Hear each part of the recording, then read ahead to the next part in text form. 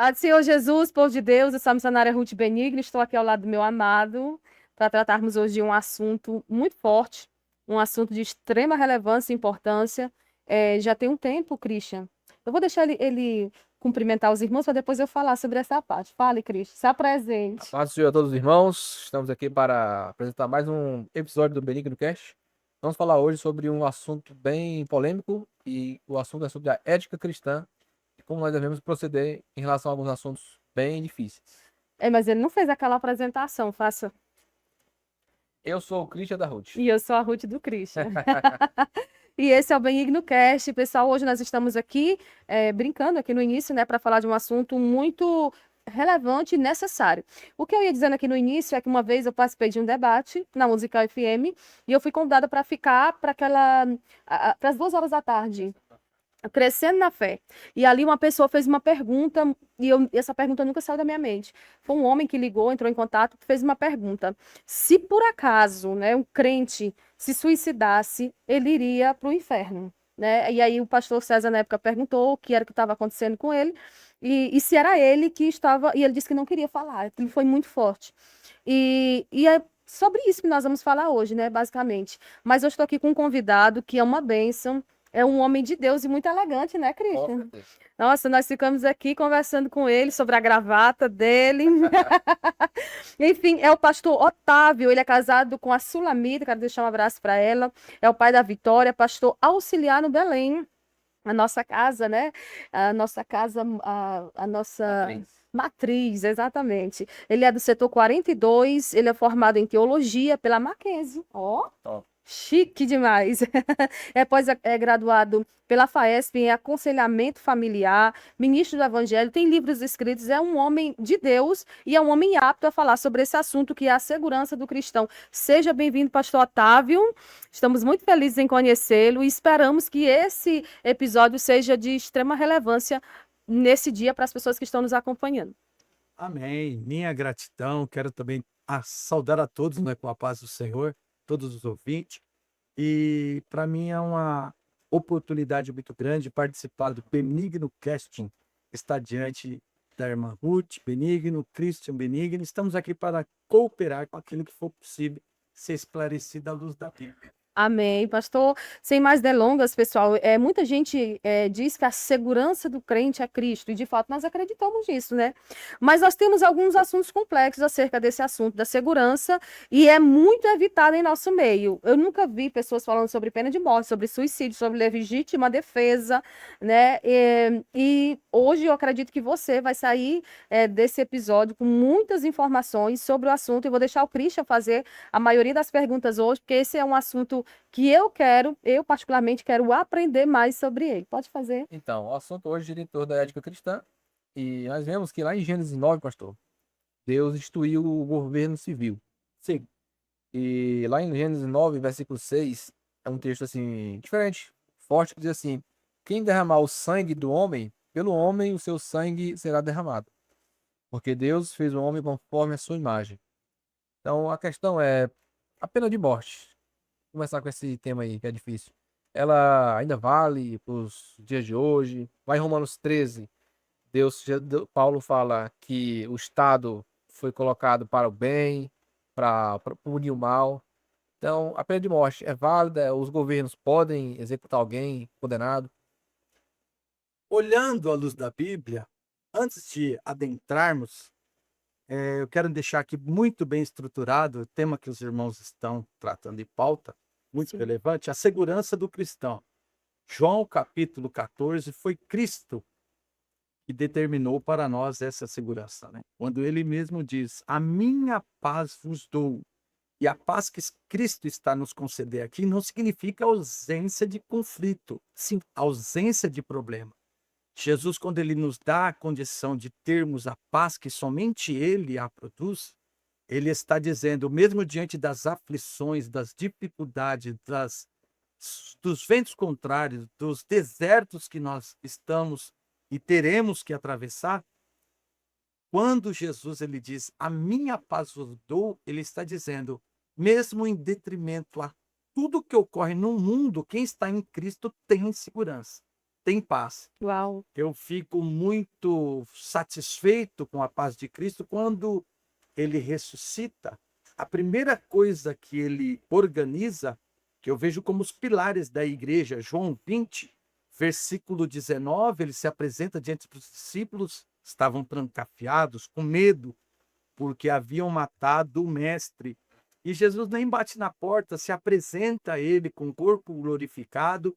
E as duas estruturas da igreja que a gente compreende aqui é Jesus transmitindo a ele a paz, no versículo 19, no versículo 21 também, de João 20, 21, ele novamente é redundante dizendo, a minha paz vos dou. E o versículo 22, como estou falando de duas estruturas, ele segue dizendo para nós que a estrutura da igreja é paz em Cristo Jesus e presença do Espírito Santo.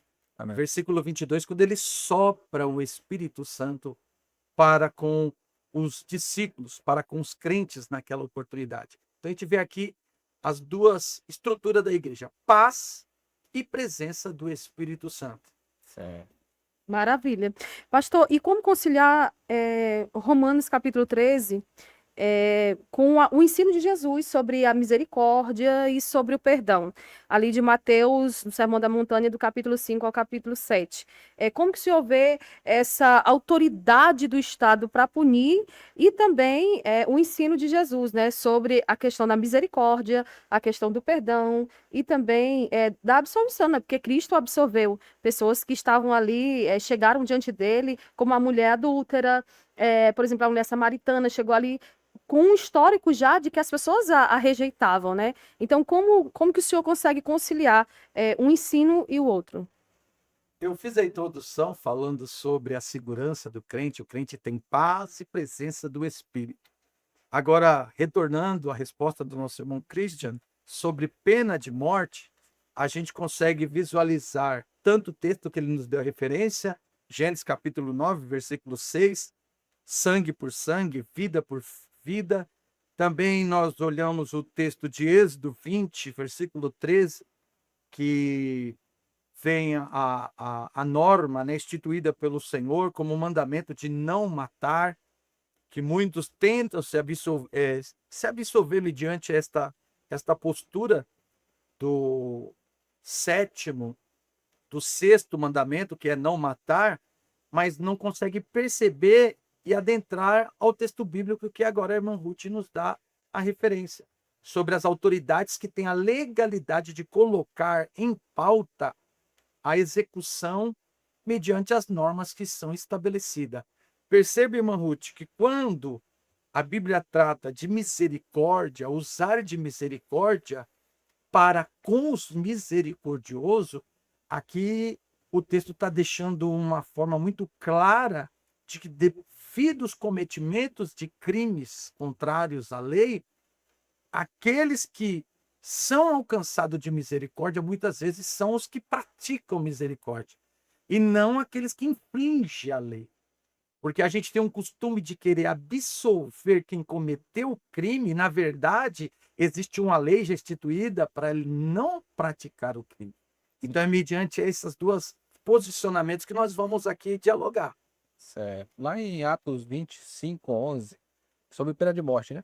Sim. Paulo diz assim, se eu cometi alguma coisa, digamos assim, digna de morte, aqui estou. Ele não contesta a punição de pena de morte do Império Romano, né? Ele diz, ó, se eu cometi algum ato ilícito, então que eu seja condenado. Mas se eu não cometi, então que eu seja julgado justamente. Então, eu acredito que Paulo não condenava, né? Não reprovava a pena de morte. Era algo lícito ao Estado emitir aos criminosos e não configura pecado, né, diante de Deus. O que é que o senhor tem a acrescentar sobre isso? Paulo, um exímio estudioso da Bíblia, ensinado e obteve o conhecimento aos pés de Gamaliel, ele tinha um pleno conhecimento da Torá, do Antigo Testamento, da Bíblia do judeu. E Êxodo capítulo 21, versículo 23, dá o respaldo ali de execução mediante aqueles que cometem um crime. Se matar, deve morrer. Olho por olho, dente por dente. É daí que extrai essa condição de legitimidade de pena de morte. Aí alguns nos questionam dizendo, não, mas isso era coisa para o Antigo Testamento. E parece que a irmã Ruth ainda deu-nos a oportunidade de observar aqui que o Novo Testamento, o tempo da graça, nos abre as portas para podermos conversar sobre isso. Sim. E, por incrível que pareça, no Novo Testamento, a gente pega uma fala de Cristo naquele evento quando Jesus ele é tomado para poder ser condenado, ser julgado e condenado para ser crucificado. Todos são sabedores de que Pedro retira a espada, corta a orelha de Malco. O interesse dele era o pescoço, Sim. mas ocasionalmente resulta na perda da orelha. A fala de Jesus que eu ponho aqui em pauta é o próprio Cristo, Novo Testamento. Ele diz o quê? Pedro, põe a espada na bainha, põe a espada no lugar, porque aquele que ferir a espada será ferido. Tá. Aí tem gente que diz, não, mas aquele não está tratando diretamente sobre a legitimidade de pena de morte. Se nós olharmos, está registrado em Mateus, capítulo 26, versículo 52. O próprio Cristo diz, aquele que toma a espada, ele também perecerá a espada. Outra tradução, aquele que ferir a espada será ferido. E é um dos textos que a gente trata. Tem mais um que é bastante ótimo para podermos pensar, mas eu apresento para os irmãos já deste momento esta palavra de Jesus, para que os irmãos possam aí estar se habituando acerca de que pena de morte nós temos também no Novo Testamento. Então, isso já engata a terceira pergunta. A igreja deve apoiar, então, né? A pena de morte. Deve, digamos assim, não deve contestar os estados que utilizam desse meio de punição, né, aos criminosos. Uma das coisas que a gente consegue observar da igreja é que, às vezes, a igreja tem costume de atrelar a condenação mediante a prática de um crime com a perda da salvação, né? E Jesus nos está dizendo aqui que aquele que for condenado à pena de morte, ele vai estar livre de receber a salvação. Ele não estará seguro de receber a salvação, melhor dizendo. E o costume da igreja, quando a gente fala sobre pena de morte, a gente acha que vai condenar alguém ao inferno. E não é essa a verdade. Um outro texto que eu trago como base de pena de morte no Novo Testamento segue Lucas capítulo 23, do versículo 40 ao 43, o evento de Jesus agora crucificado, com dois malfeitores. Um blasfema, o outro reconhece o seu estado e perceba a fala dele. Sim. Ele diz, Senhor, nós somos dignos de estarmos aqui pelaquilo que nós praticamos de mal, pelaquilo que nós infringimos a lei. Nós somos dignos de morte, mas o Senhor não. O Senhor é santo e ele reconhece Jesus como o Senhor, rei de um outro reino. E a fala dele muito nos encanta e a gente consegue observar a colocação direta de Jesus no cumprimento da pena de morte, que a resposta de Jesus foi: ainda hoje estarás comigo no paraíso. Perceba que Jesus está dizendo: eu te ouço, eu te justifico dos pecados que você está arrependido, eu vou te glorificar, eu vou permitir que você entre hoje comigo na glória, mas te tirar da cruz eu não vou te tirar, porque você é digna dela, você vai morrer na cruz. Até porque Jesus tinha todo o poder de arrancar ele com cruz e tudo. Mas Jesus fez cumprir a pena de morte. Perfeitamente, isso aí. E no dos 10 mandamentos, lá o sexto, não matarás. Essa palavra não matarás, ela está bem traduzida, é isso mesmo, a ideia é isso, não pode tirar nenhuma forma de vida, ou seja, a gente pode nem se defender, não pode ter nem legítima defesa, não pode ter nenhuma guerra justa. O que você comentasse esse sexto mandamento? A pergunta é se ela proíbe todas as maneiras de tirar a vida de alguém ou se existe alguma distinção entre homicídio e legítima defesa. O Código Penal brasileiro trata do artigo 121, que fala diretamente sobre do homicídio, né? Existe o homicídio qualificado, dentre eles homicídio doloso, que entra diante de uma estrutura na área do direito, que para o cometimento do crime doloso tem que ver aquelas 4 manifestações. O direito trata isso como a fase intercrimes, que é a cogitação, a preparação, a execução e a consumação do crime. Então, o homicídio, o texto e o tema que trata sobre isso como mandamento, o próprio Deus, quando coloca aquilo ali como é o 6º mandamento, né? Não matarás, ele está dizendo não cometer homicídio. Até porque o homicídio, geralmente, o doloso é resposta de uma vingança, de algum ato que você queira, né? Isso. Você pensa, você cogita, você se prepara e você busca a eventual consumação daquilo que você quer. Matar alguém, tirar a vida de alguém. Agora, olhando para a Bíblia, eu gosto de usar um termo que nos dá total apoio para a legitimação da legítima defesa. Êxodo, capítulo 22 e o versículo 2. Se o senhor puder dar uma lida na sua tradução. Sim. Êxodo, capítulo 22 e o versículo 2. Diz assim: se o ladrão for achado a minar e for ferido e morrer, o que o feriu não será culpado do sangue. A minha tradução confere com a tua. Só na leitura bíblica deu para vocês compreenderem. Sim. Há aqui alguma diferença de um assassinato, um homicídio, bem como a condição de uma legitimidade da garantia da sua vida, bem como a vida do próximo estar ao seu lado.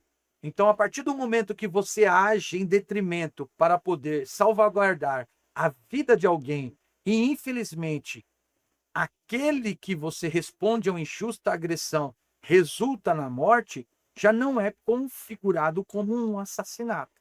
Aqui a gente tem a legitimidade, inclusive, abordada pelo direito. O direito extrai das Sagradas Escrituras legitimação para poder dessa garantia de legítima defesa. Se o ladrão entrar na tua casa, vier a roubar, e você, de uma certa forma, conseguir repelir essa injusta agressão e ocasionalmente gerar a morte deste agressor, você não será culpado do seu sangue. Então, ele está distinguindo e dizendo, você pode se proteger Sim. e você pode proteger a sua família, porque no caso a pessoa entrou dentro da casa, né? Então, para proteger a si e a sua família, ele pode sim tomar essa atitude que eu, às vezes, vejo como as pessoas interpretam a Bíblia de forma equivocada sobre esse texto, tanto dos 10 mandamentos, quanto sobre o texto de Êxodo 22 também. Perfeitamente. O povo quer, com essa ideia marxista de estar sempre defendendo o bandido, o ladrão, que é uma espécie de revolucionário que favorece a agenda esquerdista. Então, há essa super proteção, né, contra esses agentes marginais. Então, aí nós não podemos jamais ficar burlando princípios para defender quem é contra a lei, né? Quem está à margem da lei. Então, gente, Êxodo 22:2 está entre outras, em outras palavras, está dizendo que se o ladrão for ferido por ter entrado na casa de alguém, arrombou a casa, desceu pelo telhado, ele foi ferido, morreu, quem feriu não é culpado. Exatamente. Mas tem um texto interessante sobre porte de arma, né? Tem a ver com isso, com morte e tal. Lucas 22:36 diz assim: as 2 espadas, né? Jesus falou assim: disse-lhe, pois, mas agora aquele que tiver bolsa, tome-a como também o alforge, e o que não tem espada, venda seu vestido e compre-a. Porquanto vos digo que importa que em mim se cumpra aquilo que está escrito, e com os malfeitores foi contado. Porque o que está escrito de mim terá cumprimento. E eles disseram: Senhor, eis aqui 2 espadas. E ele lhes disse: basta. Aqui parece que Jesus está favorecendo para estar armado, né? Se você ter 2 espadas, né? Autodefesa. O senhor, irmão Cristian, acabou de colocar para a gente sobre a estrutura política, né? O que nós estamos hoje, querendo ou não, sofrendo sobre um marxismo, entre aspas, colocado para nós mediante os governantes que aí estão. Sim. nosso presidente passado, ele trouxe de uma forma muito clara e ampla a todos os cidadãos a oportunidade de ter uma arma em casa. Com que sentido e com que visão?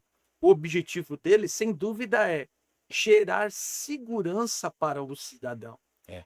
Em contrapartida, o que a gente vê hoje, que a estrutura do partido que está aí, Partido das Trevas, Sim. a gente consegue perceber que ele é ao contrário a isso, dando esse suporte, que está muito escancarado para todos. Ele queira dar uma total ousadia para a criminalidade, que está desenfreada no nosso país. Nós somos Verdade. reféns. Somos reféns, estamos de mal a pior. Nós somos os presos, né? Sim, Temos que realmente. ficar dentro de casa por causa de uma raça que sai na saidinha para fazer Isso. maldade com as pessoas de bem. Eu vi, pastor, esses dias, meses atrás, numa saidinha, uma pessoa matou outra, isso em Santa Catarina, que é um dos estados mais seguros do Brasil, né? Então, assim, Em grande parte não volta, né? isso, ainda tem isso. E quando a gente olha a estrutura do governo dando esse apoio e amparo para a criminalidade, observa que a estrutura dele de pensamento é tirar a arma, desarmamento, só que o bandido, o malfeitor, não é desarma. No plebiscito de 2005, parece, 2006, né? Sim, Teve rejeição quase, assim, grande, né? Grande rejeição ao desarmamento.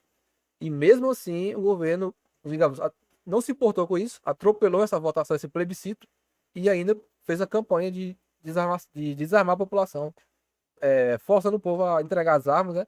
E eu acho que essas armas saíram da população de bem e foram E vai. para o povo do mal, né? E sem contar também a raça que fica militando para que a polícia militar acabe, né? Rapaz, É o fim. Não, é uma bagaceira. prossiga. vamos dar continuidade e trazer a observação para a Bíblia, porque a política a gente consegue perceber que está muito gritante aos olhos de Sim. todos. É. Não tem como se excluir, Sim. dizendo eu sou leigo e não tenho como pesar as coisas. Está muito claro para a gente. Sim. Que quanto mais aquele que favorece a família, dá suporte. Eu gostei do texto bíblico que o senhor leu, porque ele nos dá o amparo muito claro, e é Jesus Cristo que está dizendo. Quem tem uma capa, venda e compra uma espada. A espada aqui era a arma, a ferramenta de maior letalidade, de morte. Era a espada, assim você permitir que o seu inimigo chegue perto de ti. Se hoje nós somos contextualizar isso, trazer para o século XXI, Jesus estaria dizendo muito claro: venda um carro, venda algum imóvel e compra um fuzil. Ele não está mandando comprar uma faca, uma arma pequena, ele está mandando comprar uma espada, era o que trazia maior mortalidade. E Jesus aqui parece que ele está dizendo: venda o que você tem aí, arrume o valor e compra o fuzil. Para que sentido? Você trazer segurança para a sua casa, para você e para aqueles que estão junto de ti. Cristo comenta aqui que ele fala isso, que é para ele querer ser contado com os malfeitores, né? Ou seja, porque os malfeitores que usavam ali as armas, as espadas, os facões. Então Jesus, Cristo comenta essa parte que ele fala que basta das espadas para que ele seja contado junto com os malfeitores, né? Exato, ele está abrangendo, dizendo que chegou o momento dos malfeitores colocar a mão e executar aquilo que traria um grande mal, mas que foi necessário. Nós compreendemos que Jesus Cristo ele veio para morrer. E é interessante que, dentro da condição de legitimidade, da legítima defesa, nós estamos falando sobre pena de morte, legítima defesa, suicídio. Uma das coisas que a gente exalta a Cristo neste momento é que ele mesmo falando sobre o império das trevas, os homens que estavam a praticar o mal, que seria matá-lo, ele consegue evidenciar a maior condição de poder que ele recebeu do Pai. Ele disse: esse mandamento eu recebi do meu Pai, de dar a minha vida e de tornar a reavê-la. Observa que Jesus está dizendo, ainda que tudo esteja apontando, trabalhando, executando para que o mal seja estabelecido, quando ele está no lenho da cruz, ele dá o brado, trazendo sobre si o respaldo de Senhor sobre a vida e sobre a morte, porque a morte não pôde o deter, porque ele tem poder sobre a morte, ele vence a morte, ele aniquila com o pecado, ele destrói o adversário, o diabo, quando, mediante a tudo que eles fizeram de crime contra Jesus, Jesus não permita que eles executam a morte.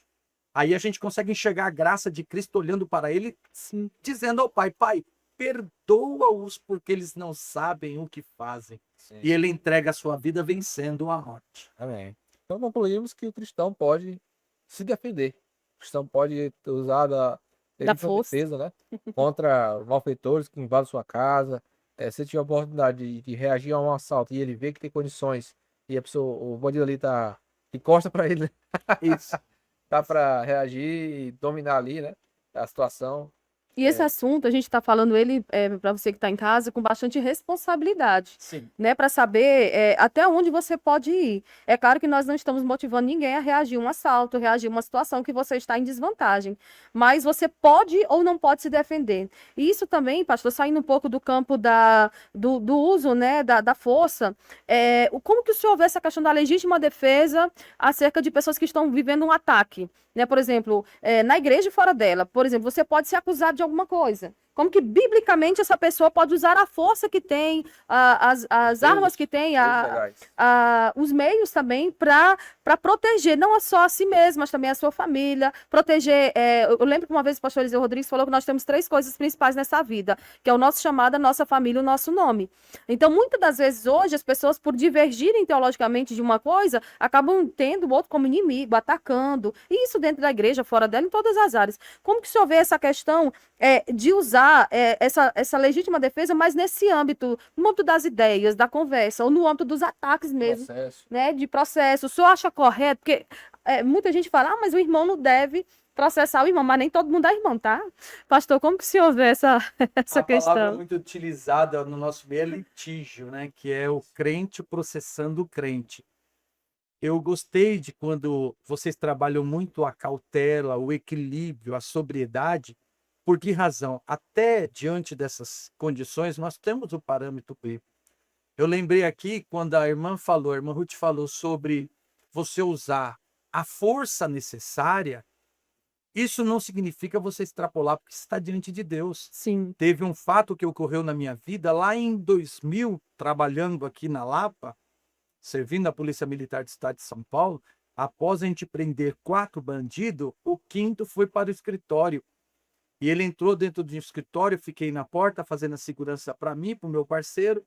Ele entrou e começou a verificar os armários. Tinha uns armários verdes, antigos, grandes. E ele procurando o bandido sobre cada um daqueles armários e nada. E quando ele fez menção de sair, o bandido estava atrás da porta. Aí eu apertei ele gritou para mim, tá atrás da porta. Eu apertei ele na porta, peguei ele pelo colarinho, joguei ele no chão, catei uma arma que ele estava, que era um 38. Sim. E a hora que a gente pegou aquela arma que ele estava, eu fui colocado diante de uma situação incrível. Quando o próprio diabo começou a massagear o meu ego, dizendo, mata ele. Nossa. Mata ele, porque você vai ser aplaudido, você vai ser o policial do mês, você vai ser o cara do batalhão, mata ele. Isso mexeu comigo em termos. Mas o que foi mais forte e me incentivou a esta prática foi quando o inimigo disse, mata ele, que ele poderia ter matado o seu parceiro e matado você. Perceba que ele já estava dominado, ele já tinha pego a arma dele. E quando eu ouvi isso mexeu tanto comigo que estive diante de um tribunal. É como se o próprio diabo dizendo, mata ele, está nas tuas mãos. Tem mais. Aqui ninguém vem ficar sabendo, tá? Tudo redondo, conforme a fala, né, militar. Não vai trazer dano nenhum, porque tá tudo certo. Tem arma, tem um bandido, os outros 4 estão lá, pode executá-lo. Só que nesse instante, quando eu dei um passo atrás para apertar aquele gatilho, eu lembro do rosto dele para receber a bala. Meu parceiro regalou os olhos, porque ele viu que eu ia atirar. E quando eu fui atirar, Deus bradou do céu, a voz do Senhor Deus falou dentro da minha alma, dizendo, meu servo, eu te chamei para dar vida e não atirar. Este daí que está em tuas mãos agora, do outro lado, tem uma mãe de joelho pedindo misericórdia aonde quer que ele esteja. Eita, E Jesus. quando eu ouvi a voz de Deus, eu fiquei trêmulo. Sim. Guardei a minha arma no coldre, peguei aquele homem, levantei, coloquei uma algema nele. E quando eu coloquei a algema nele, que eu coloquei ele de pé, eu apontei o dedo para ele e disse: assim diz o Senhor. Ele quebrou o laço de morte agora, porque do outro lado tem uma mãe orando por ti. Aí ele começou a chorar, dizendo que a mãe dele é dirigente do círculo de oração e que ele estava afastado do evangelho e queria retornar. Eu nunca vi um preso tão liberto. Levei ele preso, mas orei por ele para a sua conversão naquele instante. Diante de Deus e no cenário, se eu executasse aquele rapaz, perante as autoridades da terra, eu estaria livre. Sim. Mas diante dos olhos de Deus, eu teria que pagar conta sobre aquele sangue que eu estaria derramando. Verdade. E hoje aqui eu atribuo a Deus a glória pela oportunidade de assumir um púlpito e não ter derramado sangue algum durante esses 15 anos que eu passei na polícia militar. Glória. Uau. Deus me guardou. Que bênção. Não precisei matar ninguém. E o que eu quis matar, Deus não deixou. Olha, É forte, é forte. Então Vontade você, de Deus. dá o like aí. você que tá em casa, vigia, viu? Se converta. Olha só, é forte, né? Eu chorei. É porque a gente não conhece a história do outro lado, né? Porque às vezes está ali uma pessoa cometendo um delito, mas tem uma família, tem uma mãe, tem uma avó, tem um irmão, tem uma esposa, História por trás. né, que está clamando por aquela vida. E isso também vale para quem está matando os outros nas redes sociais, com ataques, com a língua, porque Tiago fala sobre isso, né? Vocês estão se devorando, vocês estão se matando.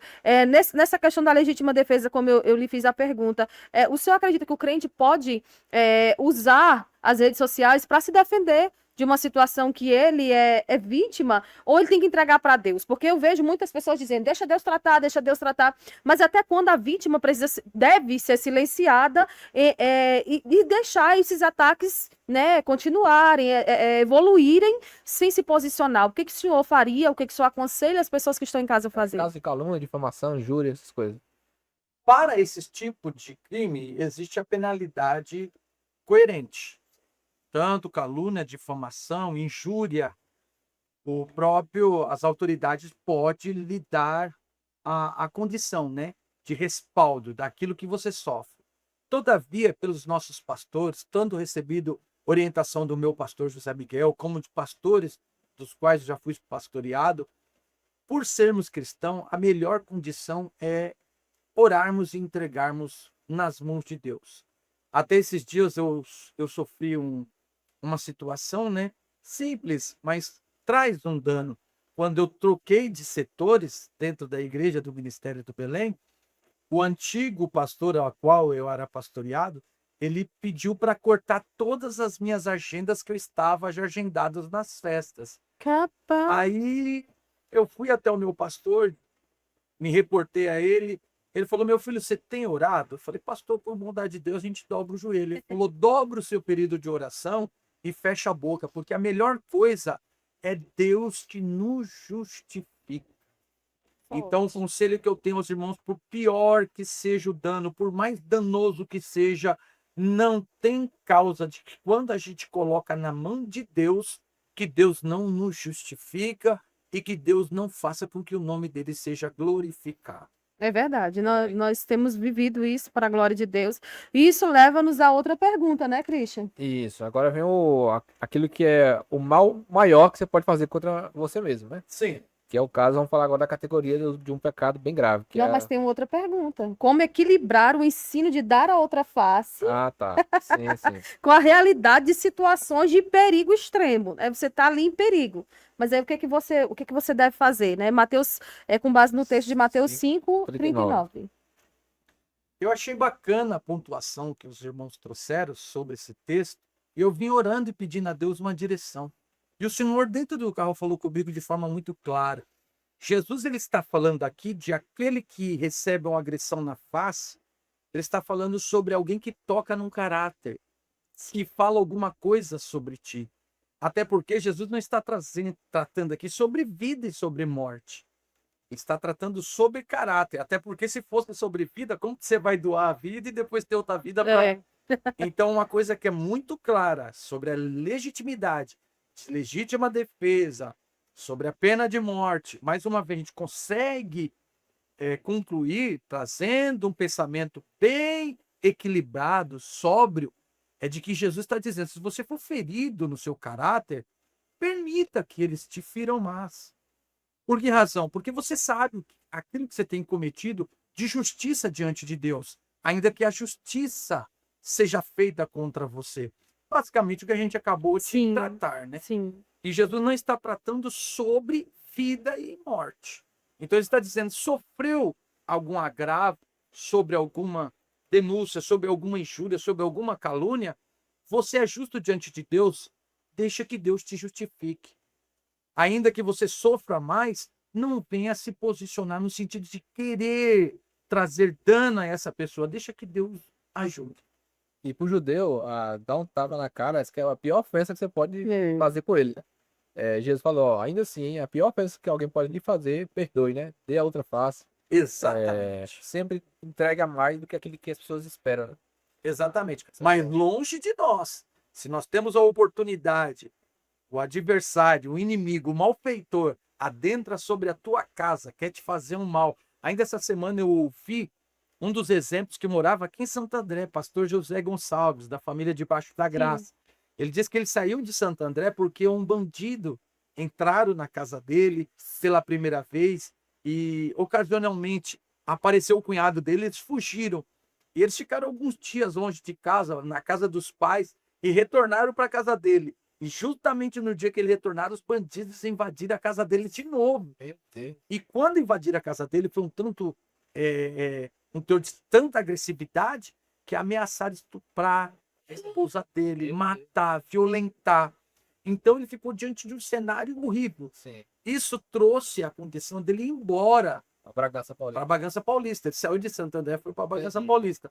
Perceba que essa situação que ele vivenciou, se é certo que ele tivesse a oportunidade, que nem a irmã Ruth aqui deixou muito claro, se nós temos oportunidade para uma reação de 90% a 100% que não vai trazer dano a nós mesmos e aos nossos familiares, a gente executa ela para que o mal maior não aconteça Tá certo. em nossa vida e em nossa família. É importante ter uma arma mesmo em casa, aqueles que puderem, né? Ter a posse de arma, né? Uma coisa é o porte, você pode andar para qualquer lugar. Agora a posse, pelo menos isso, né? A posse, que é ali, você tem que ter na sua casa, né? É saudável, é importante ter ali bem guardado, né? Eu, pelo menos, tenho uma baladeira, né? Já ajuda, né? Pastor, Olha, aconteceu um maravilha. episódio, nós morávamos no Maranhão, e uma irmã foi assaltada, porque assim, tem pessoas que ficam querendo tentar a Deus numa situação, né, e depois querendo ter livramento. Porque assim, se eu sei que eu não posso entrar numa comunidade, se eu sei que eu não posso entrar num lugar, por que eu entraria? Para tentar Deus ou para dizer que Deus não me protegeu? Então, assim, uma irmã foi assaltada na saída da igreja e levaram a bolsa dela, e ela tinha documentos importantes naquela bolsa, e o assaltante olhou para trás e disse, ninguém vem atrás, senão eu vou atirar. E o marido dela correu atrás, foi atingido no coração e morreu, né? Então, assim, é uma situação, como a que o senhor acabou de colocar, que não adianta, se você não tem como se sair bem naquela situação, porque o que a pessoa espera? E durante o velório as pessoas dizem, por que Deus não protegeu? Poxa, achei injusto. Ainda culpa Deus, né? Verdade. Você tá sabendo, porque o que se esperava, né? Que a arma falhasse, mas você não tem que contar com isso sempre. Principalmente você sabendo que tá em desvantagem, né? E tomando uma atitude assim.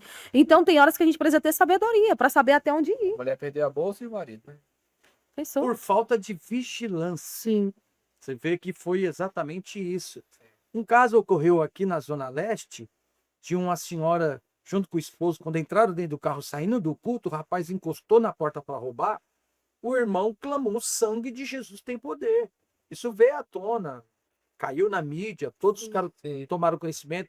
Eu não consigo lhe precisar agora o lugar que foi, Mas o fato da irmã clamar o sangue de Jesus, o rapaz morreu na hora. Né? Teve um O infarto. bandido Eu morreu lembro. na hora. Eu vi essa reportagem. Também vi. Foi uma ferramenta que ela utilizou e poderosa em Deus. Exatamente. Mas Para não, poder desfazer mesmo as obras das trevas. e a o reação resultado foi- dela, Incrível, a né? reação dela foi essa, né? Exatamente. Deus fulminou. Clamar, Clamar pelo poder do nome do Senhor. não avançou, não bateu. Isso. Agora vamos para a parte mais difícil desse podcast, Sim. que é um assunto delicado, complicado, polêmico, assim, multifacetado, que é a questão do suicídio, né?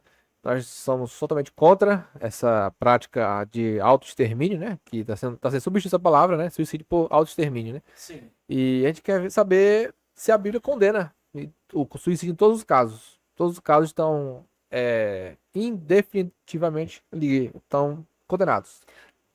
Ontem eu vi uma reportagem do Whindersson Nunes e ele falava: eu já tentei me desviver várias vezes, não colocando a corda do pescoço, nem tentando, né, pular de um edifício, mas fazendo consumo de entorpecentes, né? Então, assim, uma coisa é a pessoa que não tem uma consciência cristã acerca disso, e uma outra coisa totalmente diferente é alguém que já conhece a palavra, né, e serve a Deus. Então, assim, como que a gente pode, né, ver isso à luz da Bíblia? A Bíblia condena explicitamente, né, o suicídio, ou apenas quando apresenta alguns casos, né, como que a gente diz, alguns casos isolados, né, e sem emitir um julgamento direto sobre o assunto. A Bíblia diz que tudo que a gente faz sem fé é pecado. A partir de então, quando a gente olha para aqueles que cometem suicídio, alguns abordam dizendo que é uma covardia mediante aquilo que a pessoa está sofrendo, passando.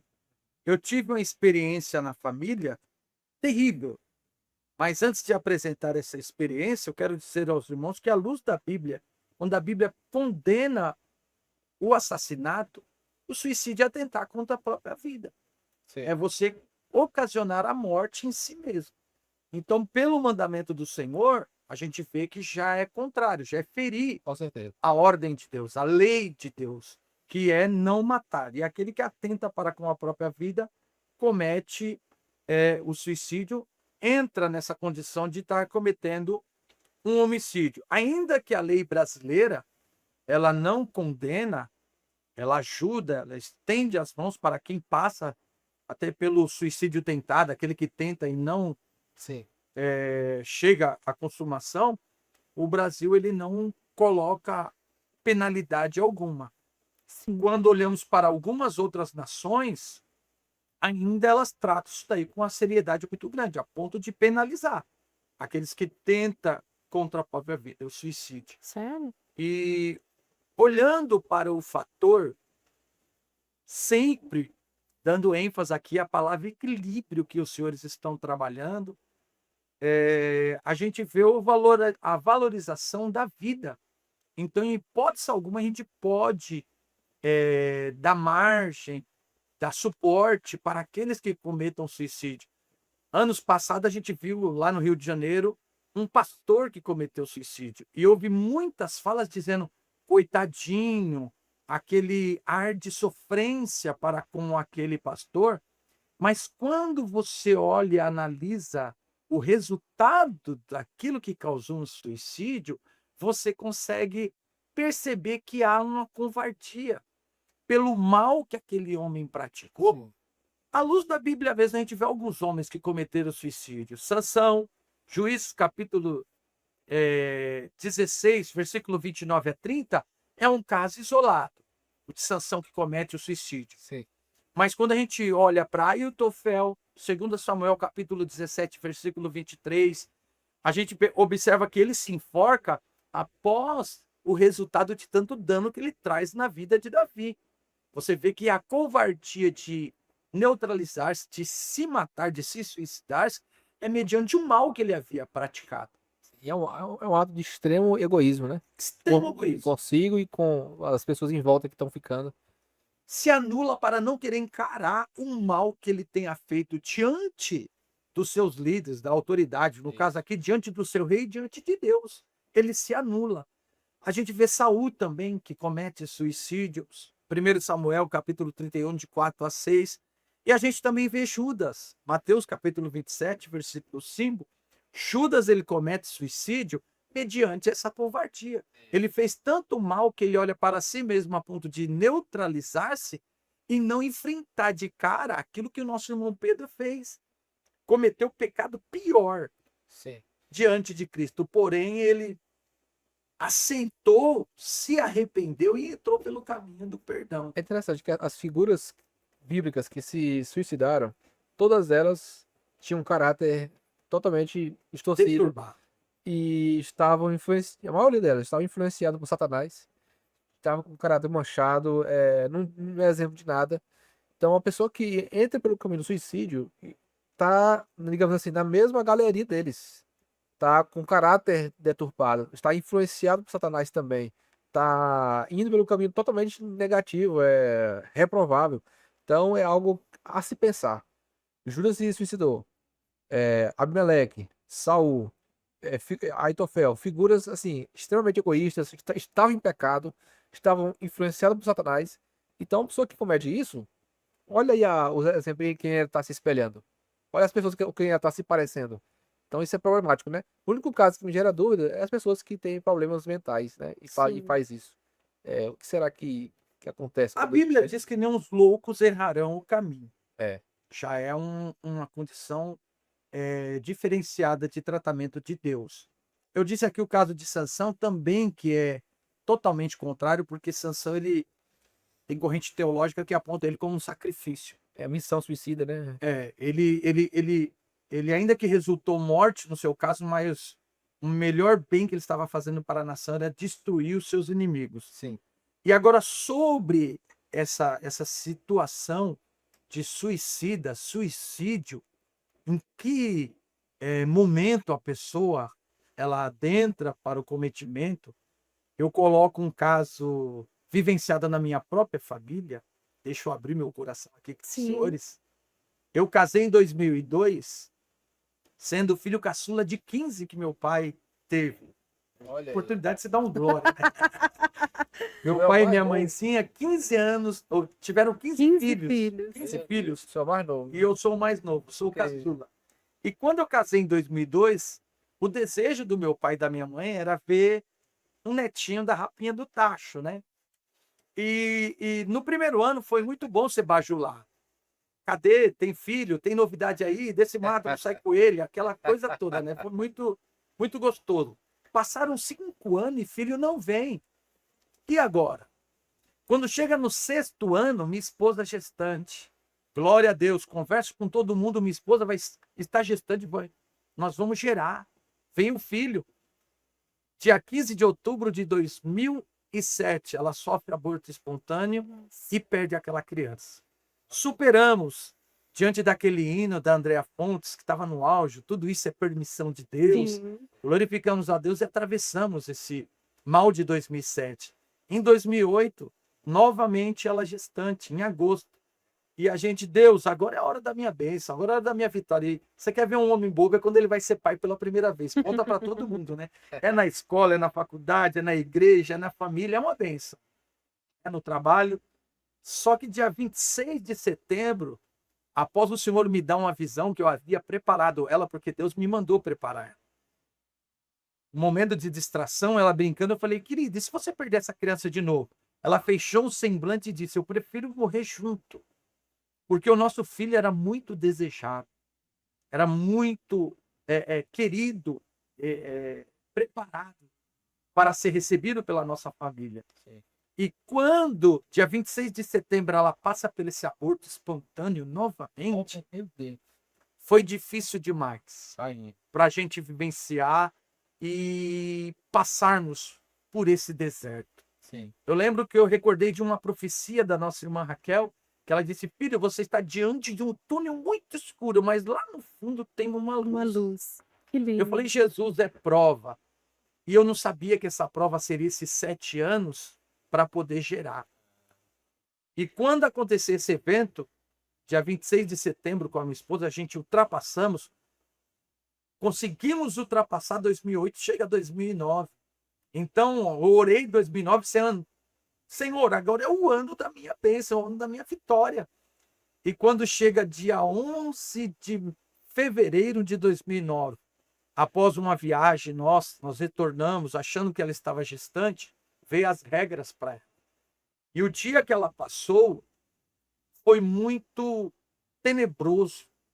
Ela foi tomada de sentimentos dentro de casa, a ponto de Satanás se levantar, tomar a sua consciência e dizer para ela: você não vai poder ser mãe Meu e Deus. você não vai dar a condição do seu esposo de ser de ser pai, do seu marido de ser pai. Você nunca vai gerar. Aí eu lembro que eu cheguei do trabalho por volta das 19 horas, cansado. Meu irmão tinha me convidado para o aniversário do filho dele. Eu falei: querida, vamos para o aniversário do Gabriel, se prepara aí, se arruma aí que eu vou tomar banho. Ela falou: hoje eu não saio de casa. É muito nosso, o homem não percebeu o estado da mulher. A mulher tem um certo sentido, né? Aí, ó, pode dar um glória aí que eu tô elogiando você. A mulher tem um certo sentido, ela percebe, mas nós homens não. Eu lembro que eu tomei um banho, deitei na cama para descansar, porque ela disse que não sairia de casa. Eu falei: então, também não vou não. E quando eu disse, graças a Deus por mais um dia na cama, eu apaguei. Isso era 8 horas da noite, devido ao cansaço. Mas naquela noite, Satanás tomou a consciência da minha esposa, dizendo para ela: cometa suicídio. Inundou ela de culpa. Acaba com a tua vida, o sofrimento vai acabar. Mas, Olha pai da só. mentira mesmo. Vai acabar a situação de cobrança. Consegue perceber? Ela se sentia cobrada pela família por causa dos 2 abortos e não poder gerar. Veio as regras, ela não estava gestante. E diante desse cenário, ao cair da madrugada, ela catou a minha arma e Satanás dizendo: cometa suicídio. Ela colocou a arma na cabeça e quando ela foi apertar o gatilho, ela ouviu a voz de Deus que ecoou dentro de casa: minha serva, eu Eita, te glória. amo. Meu Deus. Que maravilha. Não faça isso, Olha, porque a salvação que eu tenho para contigo é superior a todos os filhos na terra. E quando a voz de Deus ecoou dentro de casa, ela despertou diante daquele laço do inimigo, guardou a arma, orou, agradeceu a Deus e pela manhã ela me contou. Eu lembro que eu fiquei igual a Ezequiel quando ela me contou, eu perdi as forças das pernas. E o Senhor Deus falou comigo: filho, eu tenho repreendido a morte, faça uma aliança com a tua esposa. Eu: sim, Senhor. Eu chamei ela e abracei ela e disse o que Deus nos disse naquele instante: se eu te der filho, você vai glorificar o meu nome. Se eu não der filho, eu chamei vocês para glorificar o meu nome. E eu tenho repreendido a morte. Isso foi dia 11 de fevereiro de 2009. Nos abraçamos, o Senhor nos renovou e nos deu força. Quando foi dia 13 de março, eu passando em frente do espelho para ir uma festa, um mês depois. aniversário da minha irmã Meire. E eu olhei para minha esposa, ela estava no banheiro penteando o cabelo. O Senhor falou: volta. Eu voltei literalmente. Diga para minha filha que ela está com o olhar de gestante lindo e que chegou o tempo para eu abençoar na terra. Quando eu disse isso, irmã Ruth, ela fechou o semblante e disse: não brinca comigo porque eu já perdi 2. Eu usei essa expressão: quem está falando é o Senhor. Aí ela deu um sorrisinho tímido e fomos para a pizzaria comemorar o aniversário da minha irmã. Lá na pizzaria, um dos meus irmãos, uma tia, olhou para ela e falou: Sula, você está com um olhar de gestante lindo. Aí eu bati o olho dela, ela olhou para mim e falou: é confirmação de Deus. Dia 11 de novembro, a nossa filha nasceu. É impactante que no mês de julho, diante da médica, quando ela fez o ultrassom para querer saber e revelar para nós o que era, a médica falou: vocês querem saber, pai, o que é? A minha esposa falou: doutora, só confirma, porque o Senhor já nos mostrou que é uma menina. O Senhor me mostrou uma menina de chuquinha. Aí a médica falou: assim você quebra o encanto. Ela falou: não, doutor, o encanto é que nós temos um Deus que repreende o diabo, fecha a sepultura, quebra o laço de morte e nos dá a vitória como garantia de que Ele é Senhor da nossa vida. Ela falou: então já que vocês sabem que é menina, qual é o nome? Aí minha esposa olhou para mim: Victória. É a vitória de Deus. Dia 11, irmãos. Após ela nascer, no mês de dezembro, apresentamos ela ao Senhor. E eu lembro que o pastor Jairo Bartolomeu da Rocha, um ancião que está com o Senhor hoje, pastor em Guaianazes, ele levantou a vitória diante da igreja, porque eu não tinha contado essa experiência para ninguém, para a igreja. E ele disse: igreja, eu estou com a vitória de Deus na mão. Veja como isso é tão impactante. A minha igreja sede não sabia disso. Olha aí. E dentro da família, quando a minha sogra ficou sabendo disso, ela falou: pelo amor de Deus, você não conta isso a ninguém. Não conta isso em lugar nenhum. Você vai expor a minha filha. Isso é muito forte. Aí Deus bradou do céu, pregando num congresso de jovens. O Senhor falou para mim: conta aquilo que eu tenho feito dentro da tua casa, porque é mais forte e mais poderoso do que colocar a arma na cabeça para apertar um gatilho e cometer suicídio, foi a minha voz que ecoou dentro da tua casa, repreendendo o mal e destruindo as obras de Satanás. Conta. E eu contei naquela noite, irmãos, o Senhor Jesus batizou mais de 6 com o Espírito Uau. Santo.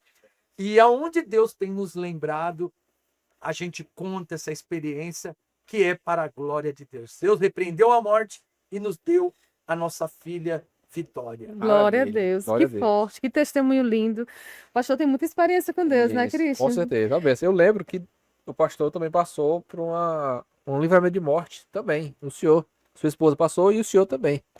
Contando pra gente essa sua experiência de livramento de morte também, pastor. A minha filha já com 1 ano e 3 meses. Esse agora, né, para a minha aposentadoria. Sim. Eu tenho um livramento de morte aos 15 anos, quando eu tive leucemia, fase terminal, Nossa. jogando futebol, porque o meu sonho era ser jogador de futebol, lá em Londrina. E a minha mãe, após me levar para o hospital, quando eu caí enfermo, o médico bateu no ombro dela e disse: mãe, leve esse rapaz para morrer em casa, com 15 anos, 1,80 m, fazia uns golaços. Romário jogou mais, mas eu gostei sempre do Bebeto, por causa do jogo de bicicleta. E eu ouvi do médico dizendo ao lado da minha mãe: leva o moço para morrer em casa, porque ele está com leucemia fase terminal. Olha aí. E minha mãe falou: terminou, doutor? Aí o doutor falou: terminei, pode levar. Falou: não, agora quem fala sou eu. Eu sei o Deus a qual eu sirvo. Aí o doutor falou para a minha mãe: é somente o teu Deus para fazer alguma coisa por ele. E fomos embora. Depois de 3 meses na cama, filho de pernambucano, Vasco, Sim. só restou a cabeça. Cheguei a pesar 35 quilos. Nossa. Leucemia, fase terminal. E minha mãe adorando ao Senhor, frequentando os cultos. Ela tinha todos os motivos para dizer: pastor, ora pelo meu filho, igreja, ora pelo meu filho. Não. Toda terça, quinta e domingo, às 19 horas, minha mãe me deixava na cama e ia para o templo adorar. Naquele domingo, eu lembro como hoje, ela disse: filho, fica nas mãos. Tá, mãe, eu fico nas mãos, a senhora vai para os pés para adorar Jesus. Naquele domingo, Deus usou o pregador dizendo: mulher, tu tá aqui adorando o meu nome, mas o teu problema ficou em casa. Mas por causa da tua adoração, a mão de Deus alcança aquele moço. Diga para ele: ele não vai ser jogador de futebol, ele não vai morrer, ele vai viver e vai glorificar o meu nome. E o pregador disse: enquanto tu estás aqui, a mão do Senhor está alcançando ele lá na casa da senhora, tocando no sangue e dando vida para ele. Vaso. Que pé. Eu lembro naquela noite como entrou uma névoa dentro do meu quarto. E a mãe me dava banho com 15 anos porque eu não tinha força para ficar de pé. Foi quando aquela névoa me deu uma vitalidade. Eu pulei, fui para a cozinha, fiz um bolo. E a palavra do pregador foi: quando você chegar em casa tem novidade.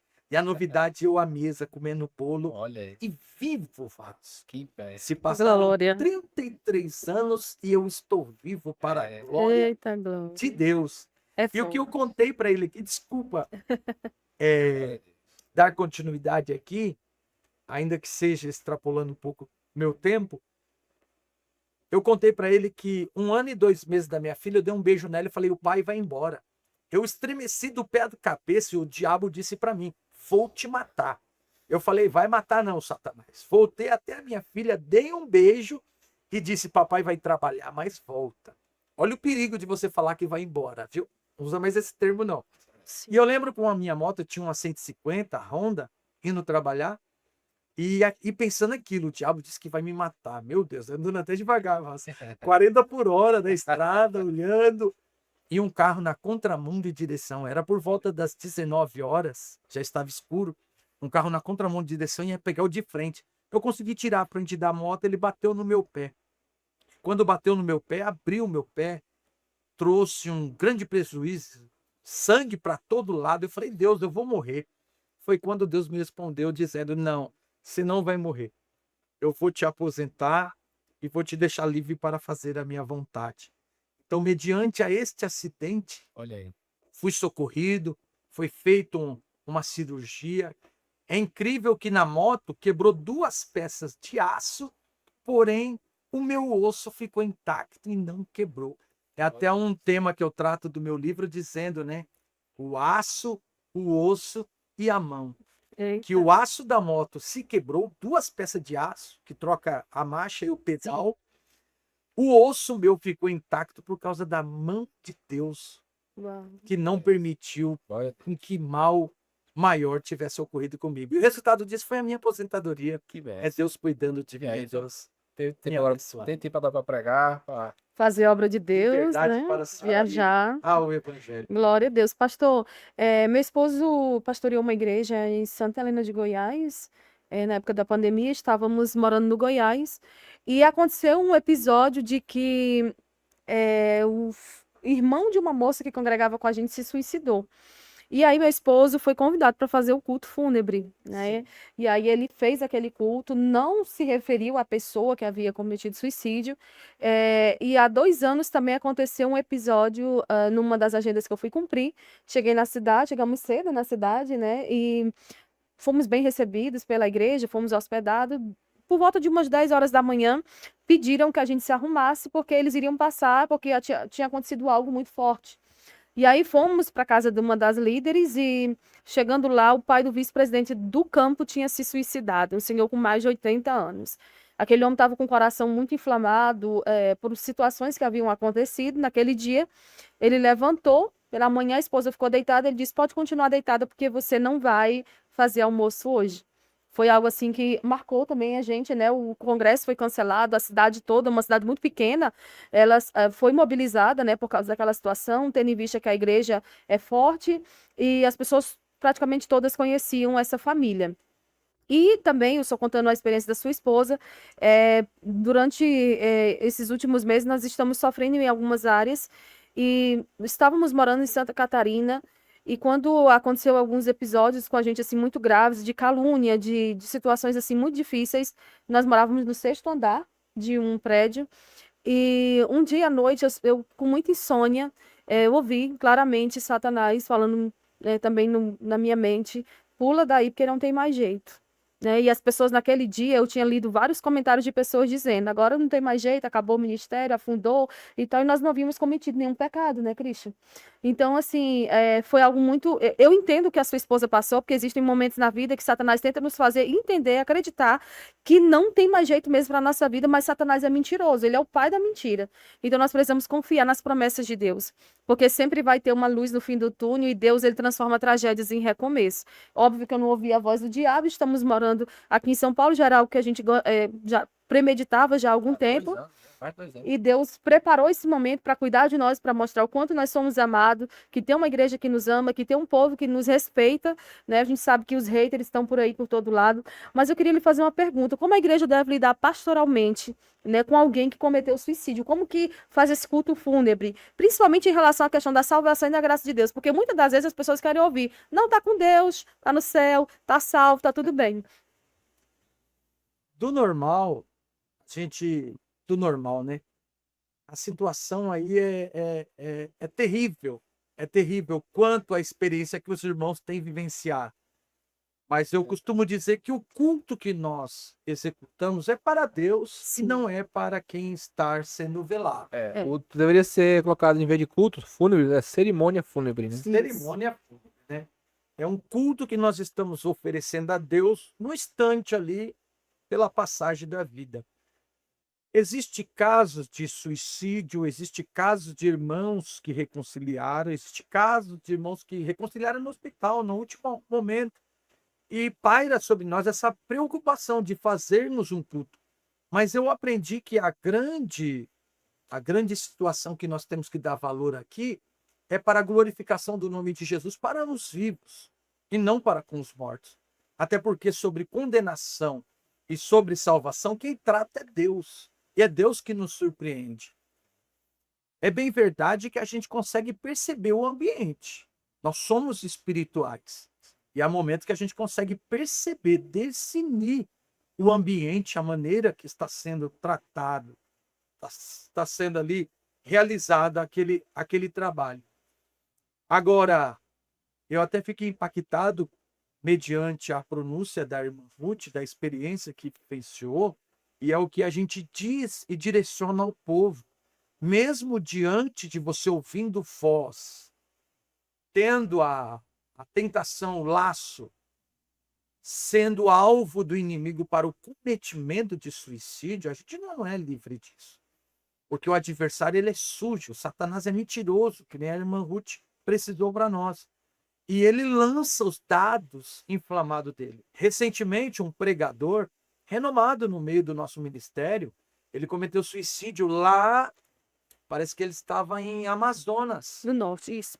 Manaus, né? Isso. Ele pulou do 11º andar e cometeu suicídio. Aí quando você olha para o histórico, quem estava perto, percebeu que ele estava envolvido com muitas coisas.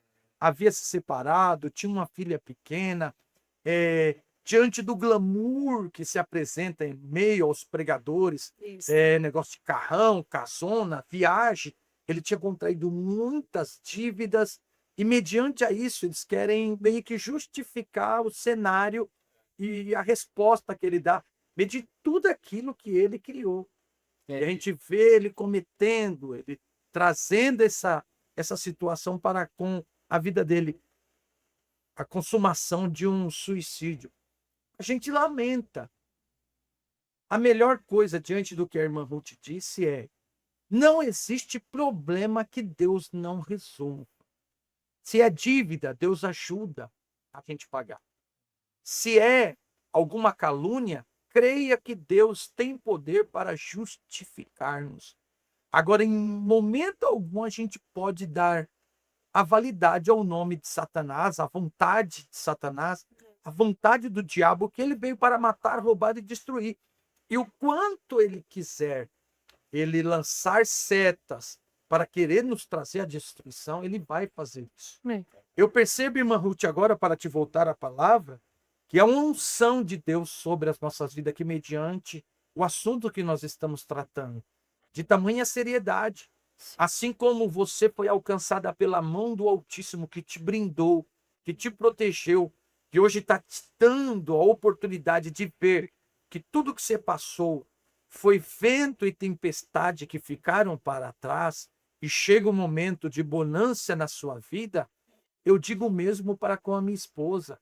Foi uma tempestade, foi um vendaval. Satanás queria ocasionar o mal e a destruição. Mas nós que estamos debaixo da graça do Senhor Jesus, em algum instante virá escape da sua parte. E eu glorifico a Deus por poder usufruir desse momento com vocês. Amém. Deus seja louvado por esta oportunidade. Glória a Deus por isso. Pastor, estamos caminhando para finalizar, mas eu gostaria de lhe perguntar o que a teologia bíblica ensina sobre sofrimento, depressão e desespero à luz de personagens bíblicos como Elias. Eu já vi pessoas falar sobre depressão, demonizando os casos em que as pessoas que são crentes dizendo que não pode, não deve procurar um psicólogo, que não repreende, que você não tem isso não. Eu queria saber se a pessoa por repreender uma situação de enfermidade, por exemplo, de diabetes, ela vai deixar de ter diabetes, né? Então, assim, a gente crê que Jesus cura, obviamente, mas tem gente que Deus não curará desse lado da eternidade. Uma das mulheres que eu mais admiro é a Sheila Walsh. Ela viu o pai se suicidar com 5 anos de idade, saindo de diante dela, indo cometer suicídio. Desde aquele período, ela faz tratamento, ela tem mais de 60 anos. E ela tem inúmeros livros escritos e glorifica a Cristo através do testemunho dela, ainda com esse diagnóstico, ainda sabendo que não será curada desse lado da eternidade. Então, o que a teologia bíblica ensina sobre esses assuntos? São assuntos, né, bem difíceis de falar. Sofrimento, depressão e desespero, síndrome do pânico. À luz de personagens, por exemplo, como Elias, lá em 1 Reis 19, e Jó também, porque Jó era justo. né? O povo fica caçando pecado na vida de quem está sofrendo. Irmão, cuide só de sua vida. Lamentações 3:39, de que se queixa um homem? Se queixe dos seus pecados. Então, pare de ficar dizendo que os outros estão pecando, que estão passando por prova. Não é por isso, não. Cuide de sua vida e deixe que Deus trate com cada um. Desculpa, pastor. Não, você está certa.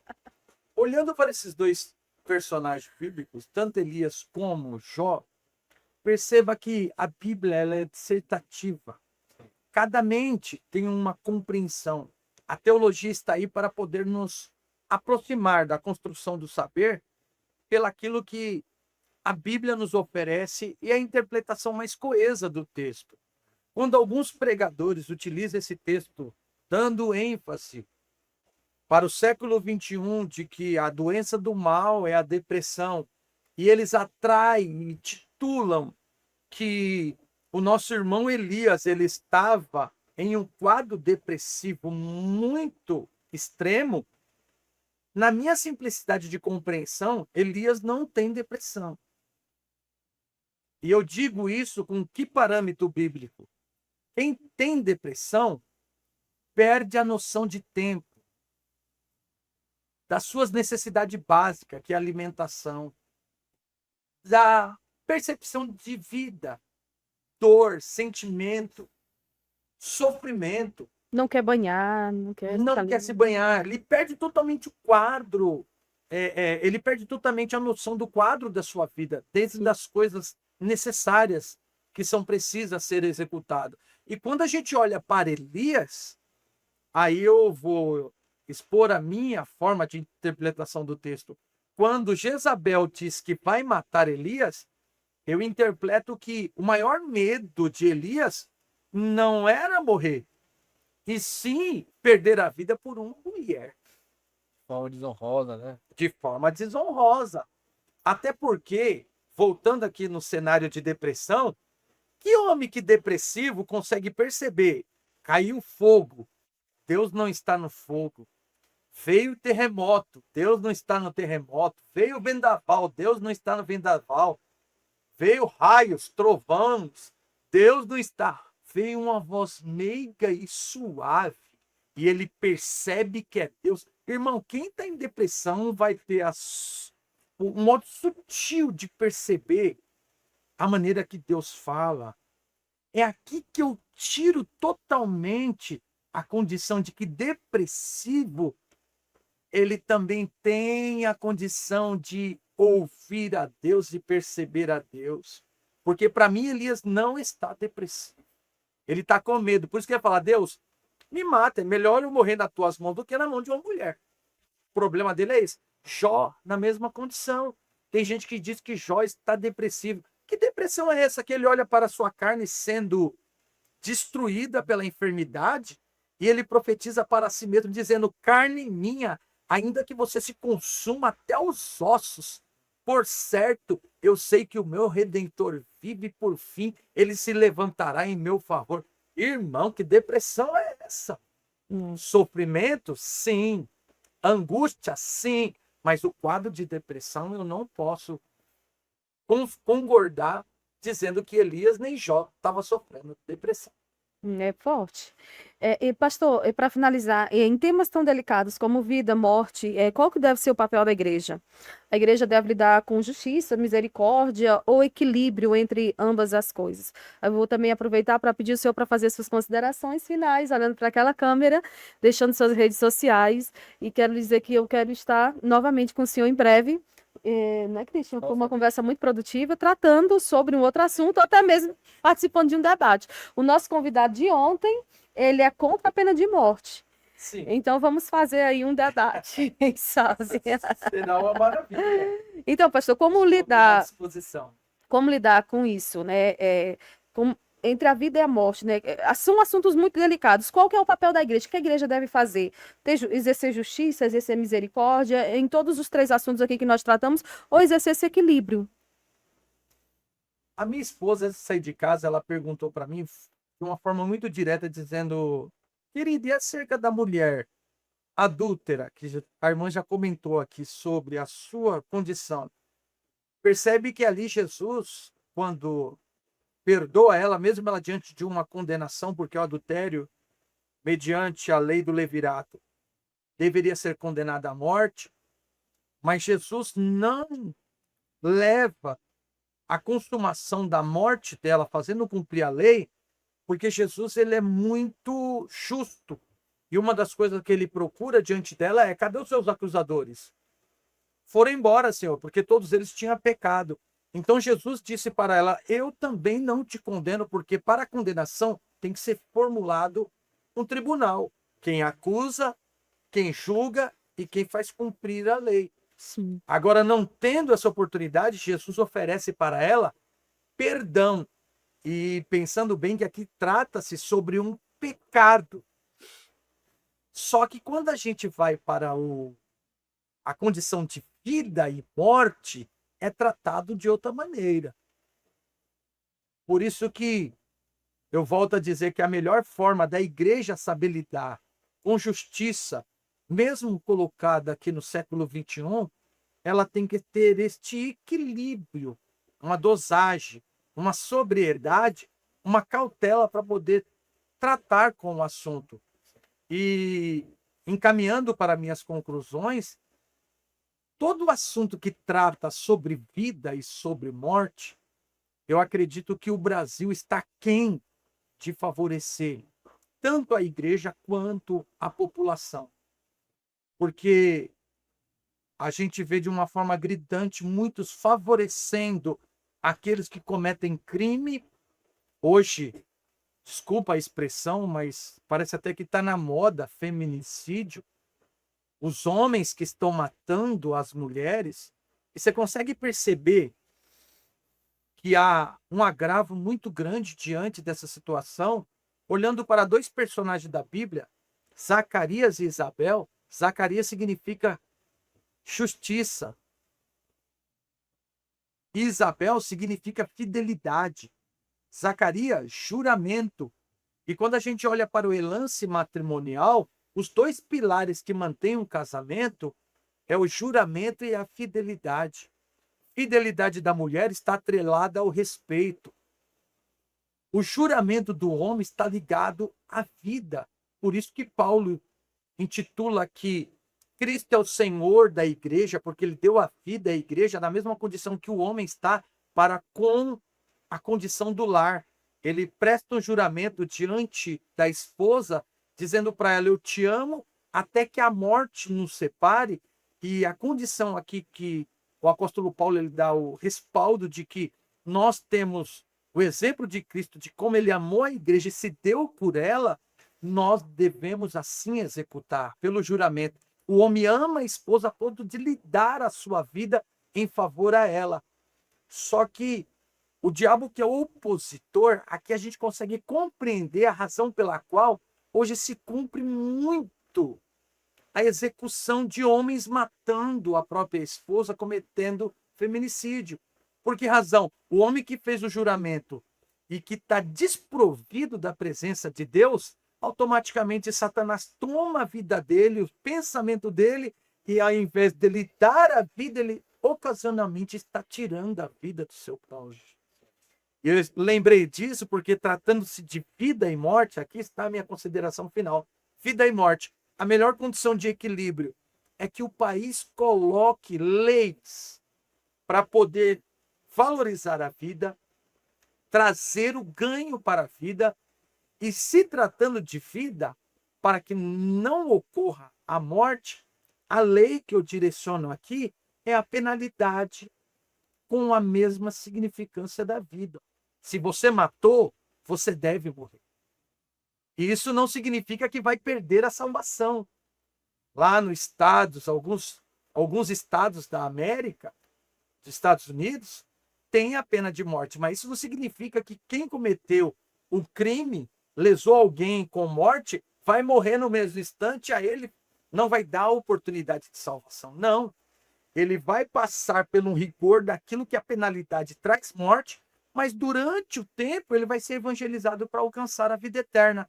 Está aqui a graça da vida, que com equilíbrio traz o valor à vida e exclui a morte. Até porque se alguém mata, se alguém gera morte, ele também é digno de morrer. E a graça disso, e eu concluo, é que Jesus Cristo, Ele que deu a vida e teve o poder de reavê-la, ele nos dá a condição de vida eterna. Ainda que cometemos este crime, se porventura alguém que já cometeu algum assassinato esteja a nos ouvir, Jesus ele tem poder de perdoar os teus pecados e te dar a condição de vida eterna. Mas, todavia, eu oro e peço para que no Brasil seja instituída a lei de pena de morte. Aquele que matou também é digno de morrer. Aquele que valoriza a vida, viva e viva no melhor de Deus para a terra. As feministas não gostaram não, viu, pastor? As feministas dizem que é a favor dos direitos das mulheres, mas elas não querem que as punições para quem cometeram esse tipo de crime contra as mulheres sejam mais, né, rigorosas, as penas sejam aumentadas. Mas, enfim, pastor Otávio, muito obrigada. Foi um dos nossos episódios mais edificantes, né, mais produtivos, né, mais esclarecedores, e nós queremos tê-lo aqui mais vezes. Muito obrigada. E esse é o... Amém. Abraço, muito obrigado. Amém. Esse é o Benigno Cast. Estaremos de volta amanhã. Em nome de Jesus. Deixe seu comentário, deixe sua curtida, compartilhe aí com alguém e se inscreve no nosso canal para que esse conteúdo seja entregue a mais pessoas. Deus abençoe e até a próxima.